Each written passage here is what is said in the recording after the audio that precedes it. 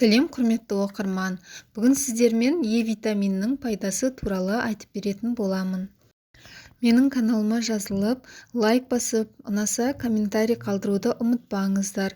Және де менің каналымнан адам денсаулығына байланысты көптеген видеоларды қарай аласыздар.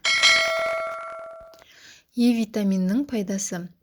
Е витамині дегеніміз, ол қанның қоюлануына әсер етіп, тромбтардың алдын алады. Кіші және үлкен тамырлардың серпімділігін жақсартып, тамыр бойындағы холестерин, яғни майдың жиналуына қарсы әсер етеді. Әйелдердегі репродуктивті жүйенің жұмысын жақсартады. Күн сәулесінен болған зиянды төмендетіп, тері рельефін жақсартады. Шашты жұмсартып, түсуін төмендетеді.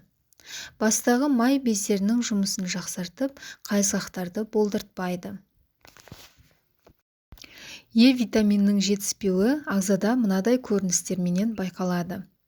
Тістің қызыл егінің қанауы, бастың айналуы, көздің қызаруы, ұйқының қашуы және құлақтағы шу, дененің ауыруы, денедегі дақтардың көбеюі, әсіресе беттегі қара дақтардың көбеюі, ерте қартаю, әжімнің ерте түсуі және көбеюі, тердің құрғақ болуы және түлеуі. Е витамині қандай тағамдарда кездеседі?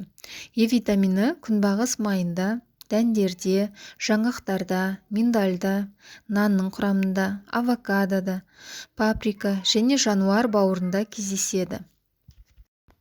Е витаминінің қолданылуы, оны тек дәрігер кеңесінен кейін ғана қолданған жөн. Себебі артық дозалану сіздің ағзаңызға тек қана зиянын келтіруі мүмкін. Сондықтан да дәрігер кеңесінен кейін, тамақтан кейін немесе тамақпен бірге қолданған дұрыс.